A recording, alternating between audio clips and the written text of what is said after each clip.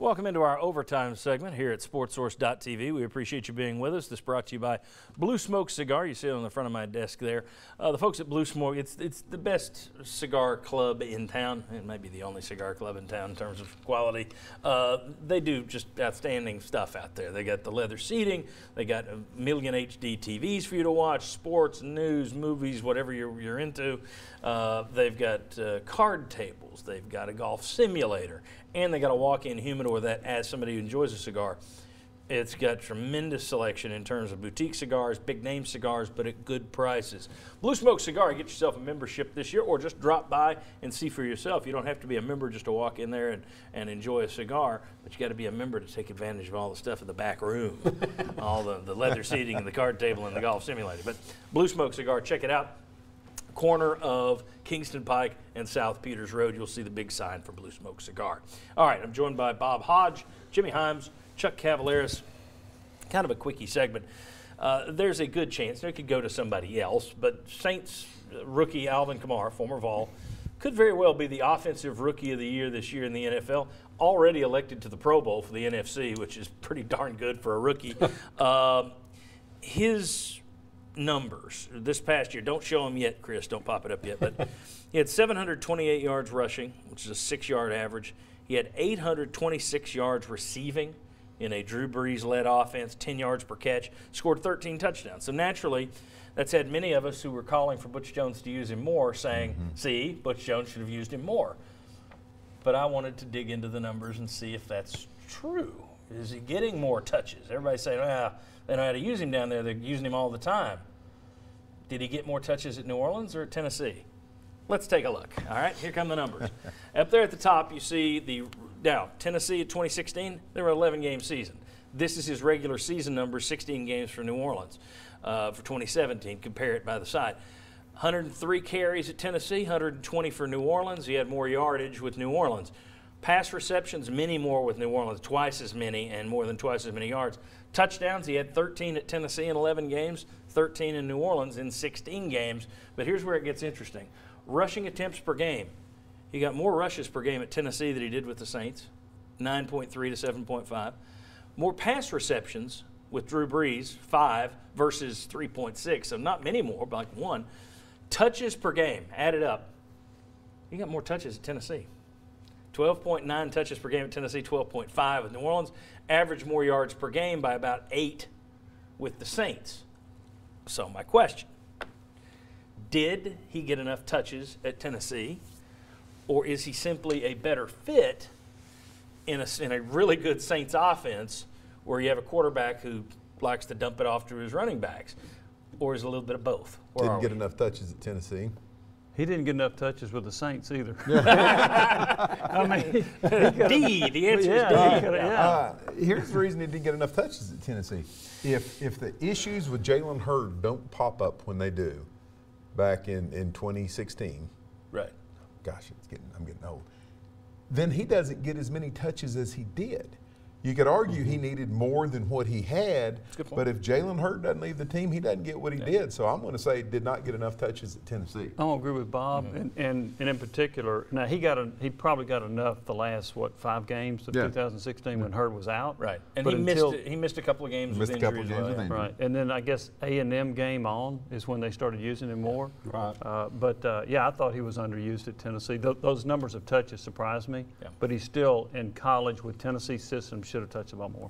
And should have been on the field more. I mean, that's the crux of the whole thing. Are you getting your best 11 on the field, and are you so stubborn as a head coach as Butch Jones was that you don't have 2 running backs on the field more? The answer to that's a big yes. Well, that's yes. Even if he's not getting the touches, he should have still been on the field more. You could have put him in motion. You could have influenced there's all sorts of things. You could have dictated to the defense. Yes. He's a hell of a decoy if he's not out there touching the ball. The Saints use Kamara and Ingram in the same backfield too. Yeah.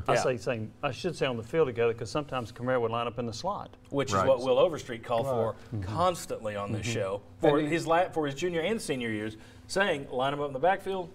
You push him out. You motion him out to the slot. All of a sudden, what we said. You know what the coverage is, right? And you know where you're going with the ball.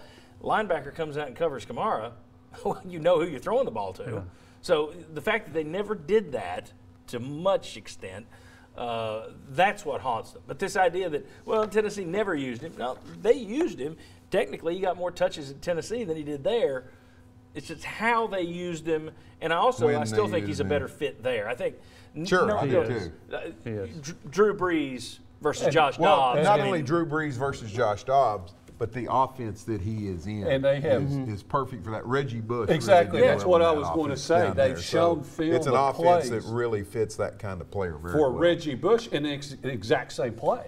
Well, Darren Sproles fit into that role. And Sean Payton, right after the draft, and he said it since throughout the season, he's made comparisons to him being a Marshall Faulk type player, a guy who, same type of player we're talking about, except better than a Reggie Bush, better than a Darren Sproles.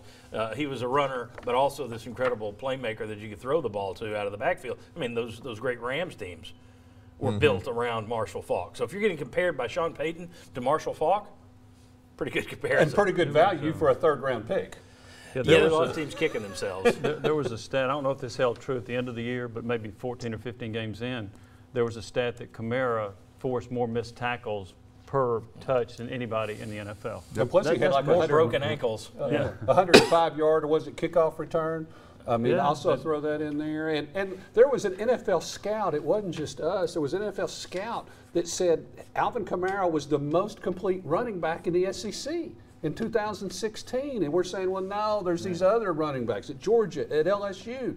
And you have an NFL scout say that, and yet the guy where you're struggling to get him on the field are finding more of a role in your offense. Now here's the thing. You do have to point out, and there are a lot of people who say, well, you never should have sat behind Jalen Hurd. Jalen Hurd, before he went nuts, he was set to be your all-time leading rusher and break that record in 3 years. 400 yards away. He was a really good back. Coming into that season, if somebody would have said, if you'd asked somebody, you get Jalen Hurd or you don't have Jalen Hurd, everybody would have said, oh, we got to have Jalen Hurd. Sure. He was that good as a sophomore.